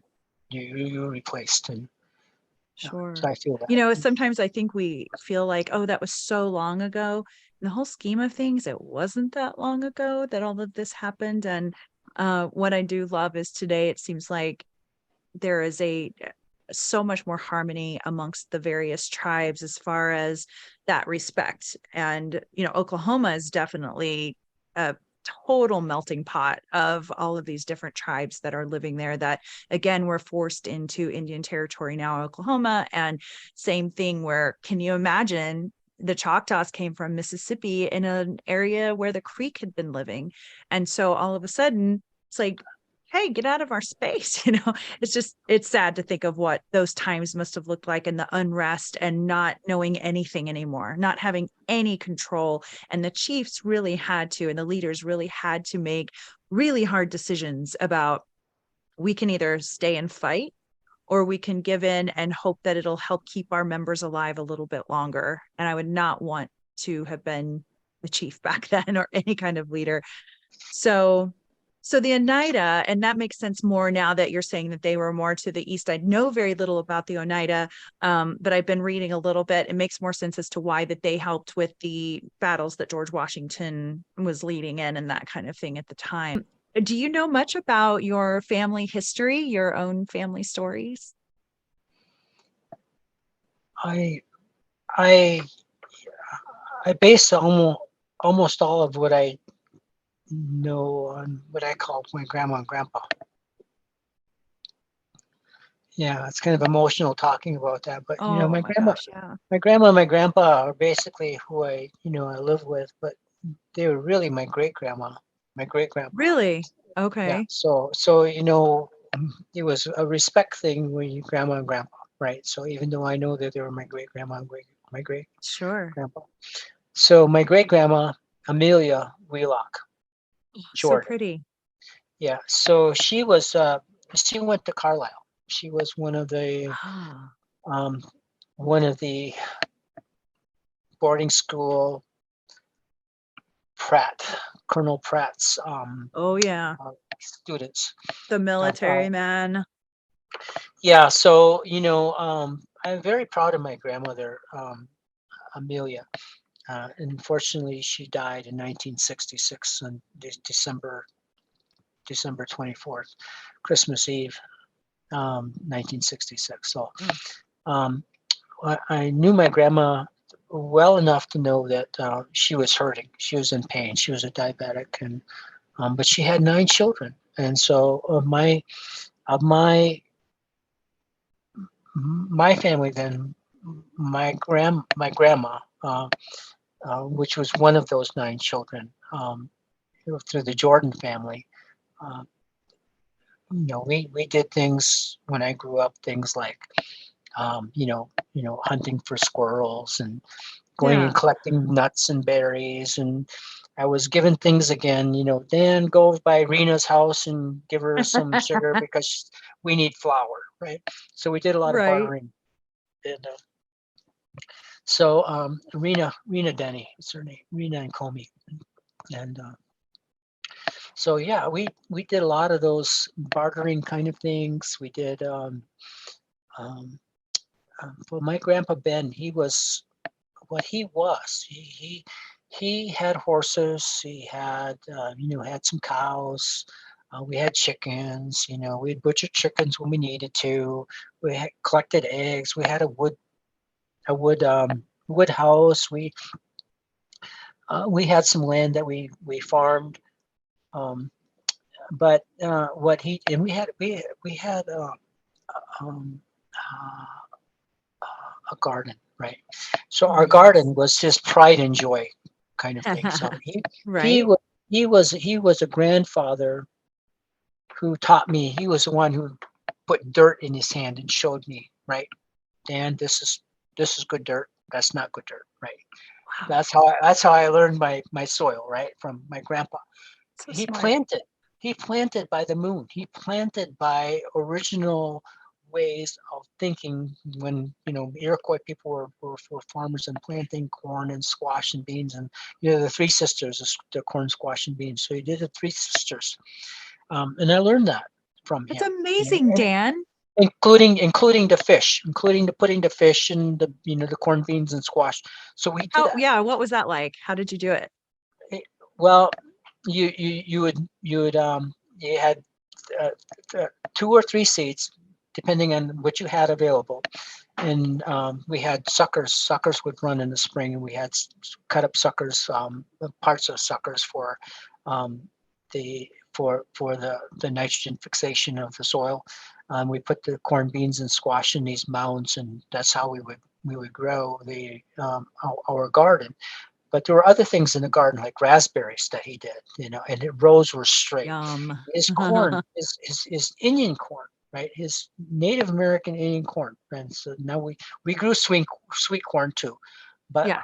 the Native American Indian corn, if they were not straight, if the rows were not straight, if any of his corn had dents in it, he got mad. So Oh. he was one of these native people who grew his corn um, to the point that where it was like scientific. Yeah, Wow. he wanted his corn straight. He wanted his no dimples in his corn. Huh. And so he was one of those native people who could really, he understood about corn. That's what I understood about my grandfather most, I was love that he it. really cared about his corn. There had a time where we had this thing that you would turn a handle and you'd put one corn a cob in there, and Yeah. you would Grind it or shuck the corn. So we would okay. do that. And yeah, we did all that when I was little, but these are things that I remember about my grandpa, about the way he grew his garden, the way he did the three sisters, the way that his corn were perfect. He had perfect corn. And so, yeah, Man, that's I what I bet know. he had some stories. I bet he saw so much in his lifetime. Did he die in the 60s as well, like his wife? He died when I was in high school. So in the 1970s, about 70, I think he died in 76.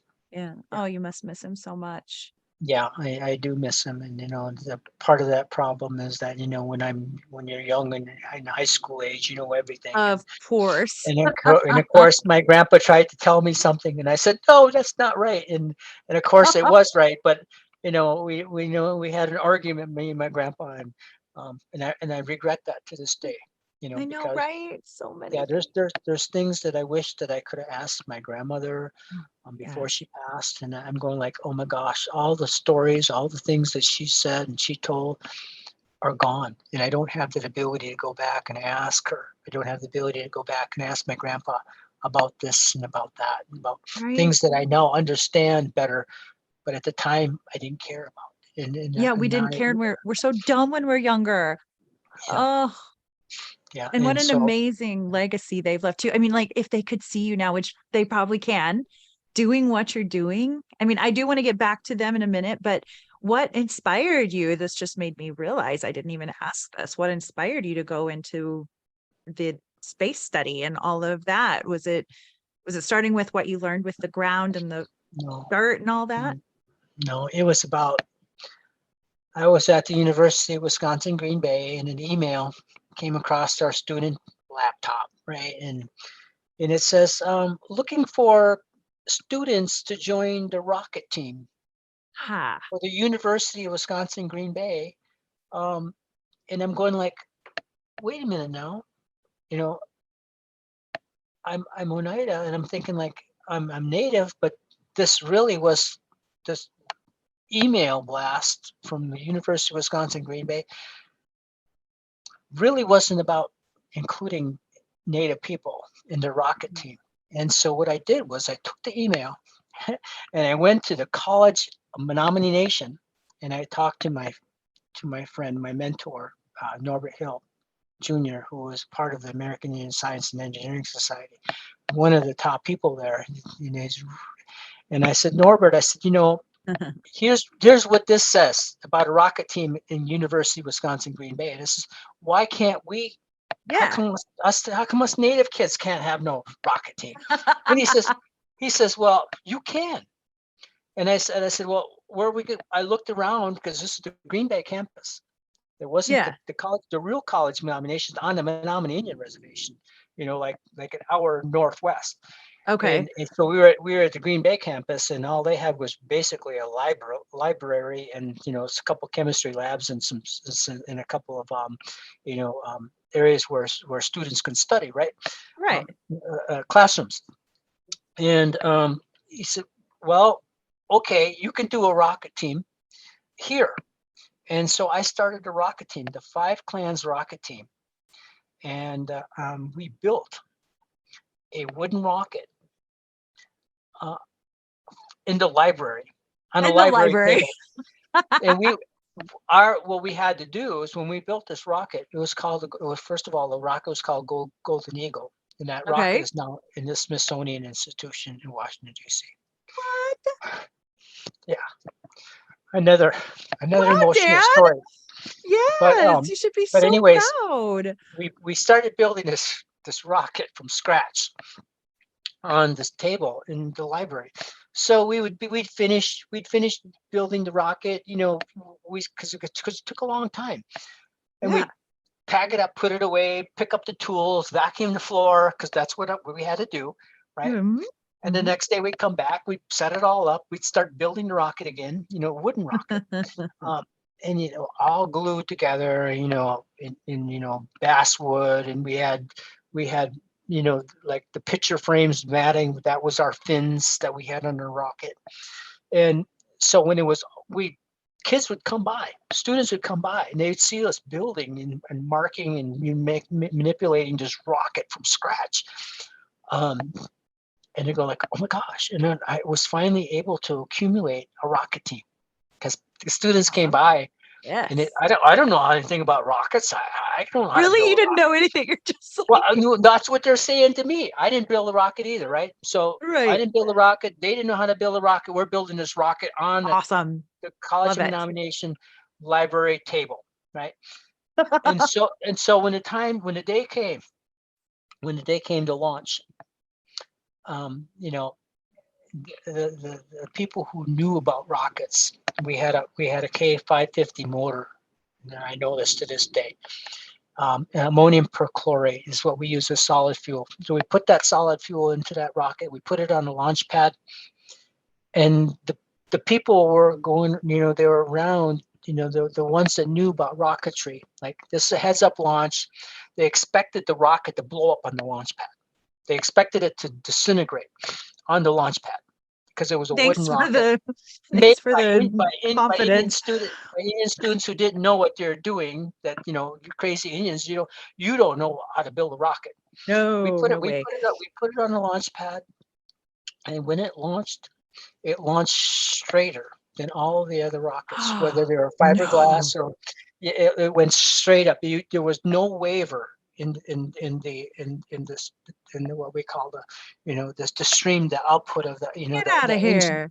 The engine blast, the smoke that was coming out, it was just perfect. There was no wavering in it. There was no snaking, no none. It was straight as an arrow. It went up straight as an arrow, and they could not believe that it did what it did. That we Damn. handmade this wooden rocket on a No library table, experience. and we launched it, and it launched perfectly, and it did exactly what it what it would have needed to do. But we made the parachute too big, right? So when the Okay. parachute ejected, it looked like it was floating, like a um, like a dandelion, the white parts of a dandelion, and you blow it and it just Yeah. floats. It was like floating in the air, and it was not coming down. We made the parachute too big. It was like floating, and the wind took it, and it drifted. It drifted like Where did it go? it drifted a couple of miles, and so my team's going like, holy smokes! Like we're watching this thing drift away from the launch site. And so they got in the Aw. car and they went hunting it down. And then what happened was there was a car near an intersection. They were pointing like this. They were going like this, and they were pointing up to into a tree that was over a Oh, lake.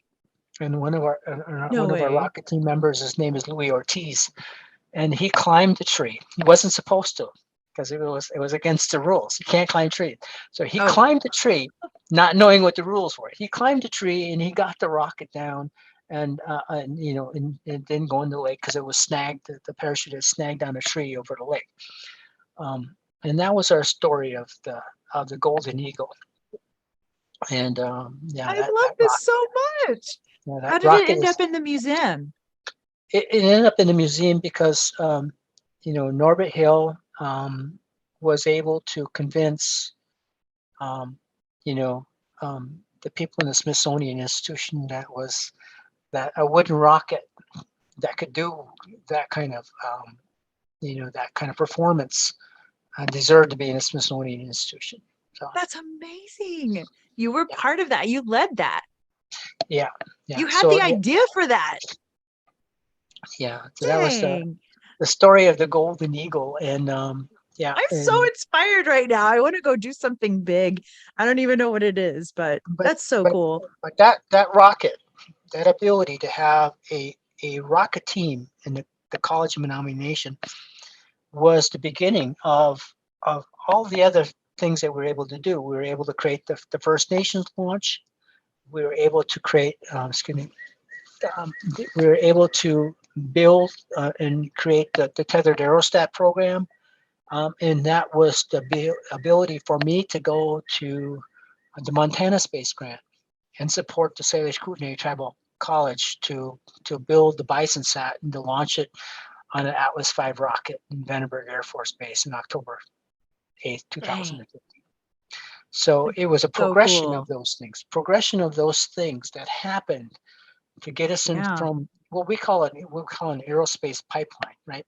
So if you look at students that go into STEM, we want our tribal students to go into aerospace, and we can start with high-powered rockets. We can start with high-altitude balloons. We can start with tethered aerostats and the payloads of those, um, you know, and drones, and then progressing Yeah. to satellites. So you go from one end to the other, but it's a pipeline of learning and understanding of how to code and how to understand what space is going to do and what you can get from it and what our payloads are supposed to do, or what you can dream of, what you can imagine. If you can imagine things like monitoring caribou, you can put your imagination into a satellite payload, put it in Hmm. space, and being able to monitor the payload from space, or to monitor, to have that payload monitor caribou as an example.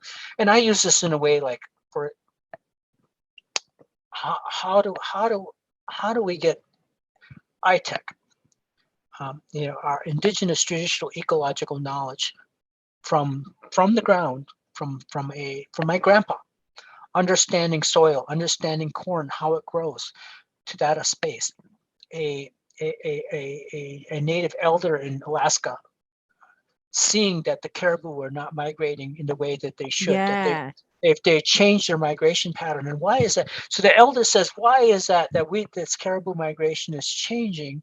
That they're going the wrong way, or they're eating the wrong thing, or they're going in the they're doing something different than that they used to do. Well, from the satellite point of view, we can have our tribal students support the tribal elder, and the tribal elder support the students to say, you know what, we can see the caribou migration from space. You see the caribou migration from ground because that is what you see, because you're our elder. You see that. So what you can do is you can take the combination of our tribal students that are understanding what's happening from space, and that of our tribal elder, and you can push them to you can mesh them together, and having our information from space support what we see on the ground. And then I think that is kind of where we need to go. What's that? So when someone said, well, why do we want to go to space? I think if we go to space for those reasons, that we can support what we know as Indigenous people, our Indigenous ways of knowing. Why is it that the polar bear are not eating the ring seal like they should? Why is the ring seal not there where they need to be, to feed the polar bear, as an example? Why is this exchange not happening? Why is there something different today than it used to be? And Very so holistic. we can ask these questions, and we can view them from the ground, but now we have the opportunity to view those questions from space, to be able to come up with reasonable answers, and to support our Indigenous traditional ecological knowledge from both the ground, our air, and in our space. So well said. Wow. Thank you for sharing about that, because it really does, again, it's bringing it back home. It's that very holistic view of it all comes back around. It all comes back together. So was there anything else you wanted to share about your family history or stories or anything like that before I move on? Well, I think there's one more thing that I forgot to mention about the Dust Bowl, which we forget to understand, that our local climate change, what we do, affects other things. And during 1938, there was a hurricane called the Long Island Express hurricane.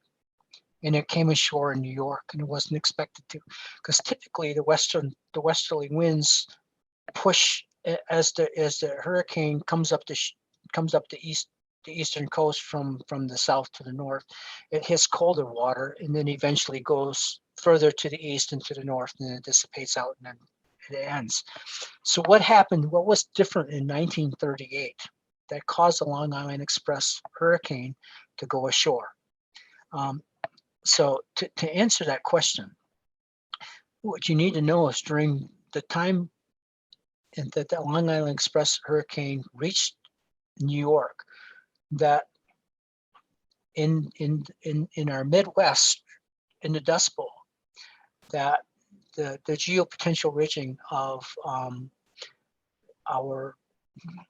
or the geopotential ridge of our, let's say is the vortex, as an example of a high-low pressure, right? Those ridges of a high-low pressure, that was going in retrograde. It was going to the west.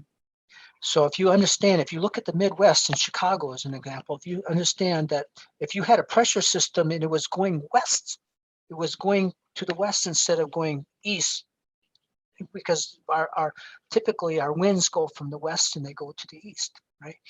But this pressure system during 1938, the time that the Long Island Express was in New York, that it was going to the west. It was actually creating this, if you want to call it a suction, a vortex ability, this anomaly that would move to the west, bringing in the hurricane that's offshore in Atlantic, to bring it to the west, forcing it into the city of New York. And it caused a lot of damage. It killed a lot of people. So the Long Island Express hurricane of 1938, if you look at what happened in 1938 during the time that hurricane was New York, it was going west. It actually pulled in the hurricane into shore, into New York, when it should have gone to the northeast and dissipated out. So what I'm saying here is that the local climate that we have could, in this case, it impacted a hurricane. And you can say, well, how important, how powerful is our local climate? And I'm going to say our local climate is so important that it can affect a hurricane. And so we should not ignore climate change. We should not ignore what we do to our land. Like I was telling you about the till, no till. we should not ignore what we do because it has a great impact. We just don't see it.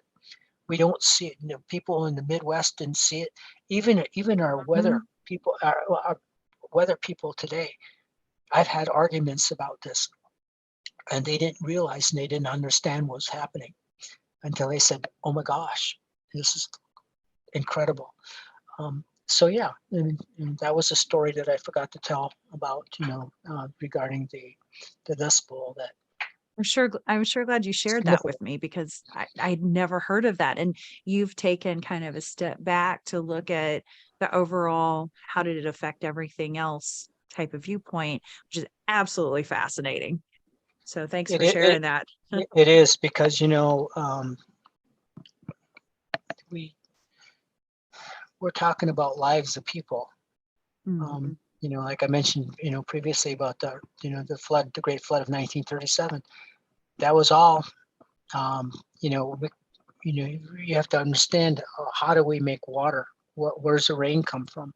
And rain, in one way, what happens is that you have dust particles, and the water condensates on the Mhm. dust particle. The dust particle is like an active ingredient to allow the rain, the moisture to condensate around that dust particle. So if you have a lot of dust particles in the atmosphere in a time where you have the ability to make, where there's water vapor, you have what I consider carbon-induced rain. And the carbon-induced rain is exactly what happened in Pakistan. It caused the Pakistan perfect storm.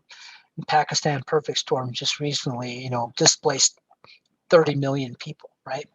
And that happened to do with, with the higher temperatures, the glacier melt, the glacier slip, which is the water that's underneath the glacier, that cuts underneath the glacier, and the carbon-induced rains from the forest fires to the east, from the European forest fires, they're creating this carbon particulate that floats over the east, the western Pakistan ridge, that allows the moisture then to condensate on that rain. That then you got the glacier melt, you got the glacier slip, and then you got the higher temperatures, and then you have induced carbon rains, and you wonder why we have Pakistan floods the way we did. So these all connected, and I think that of the takeaway point of this, Rachel, is that if your listeners, if they're not native, right, is about understanding connectedness, because I think this is, going back to Chief Seattle, everything is connected. What we do to one, when we look at a web and the strand of the web, when we do to one strand, we do to the entirety of the web. We harm one strand, we harm the entirety of the web. So Smart. yeah, it's all about, everything is connected. And It is connected. and when we see the Western point of view, they see things linearly, in a straight line, and they don't see the circular part that we talk about, how things are connected. Yeah. Absolutely. So much good wisdom here. Thank you, Dan, for sharing with us about your family and about your fascinating projects and the science behind it all. And listeners, be sure to check out the links about Dan's work and the programs we've talked about on my Native Chalk Talk Facebook page. So, Dan, you've given us a lot of wisdom here today, but in closing remarks, are there any words of wisdom you would like to share with our listeners before we go?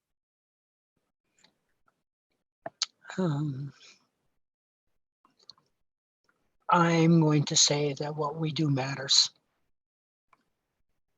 So we have to pay attention. We talked about orbital space debris. We talked about, landers, putting dust into our space. We talk about, how we treat our ocean. The pesticides running off into to the ditch, into the creek, into the river, and then to the ocean, and our damage to the copepods. And when we see something wrong, we should say something. See something, say something. Everything is connected, and what we do matters. And yeah, I I guess love this. that's What we do matters. Very well said. You once said, Dan, for most world Indigenous peoples, this will be their first opportunity to examine their inherent right of self-determination in space and to project their tribal space sovereignty voice. These are exciting times for our people in business, media, fashion, law, and even space. Now more than ever, we have the chance to show what we're made of. Reach for the stars, my friend. And Dan, thanks for leading the way. Yakuki. Yako. Thanks for listening to Native Chalk Talk. Be sure to join our community on Facebook, Instagram, Twitter, and LinkedIn. Simply search for Native Chalk Talk. That's Native, CHOCTALK. And check us out at nativechalktalk.com. Stay tuned for the next episode. You're going to love it. Yakoki. Thank you, my friends.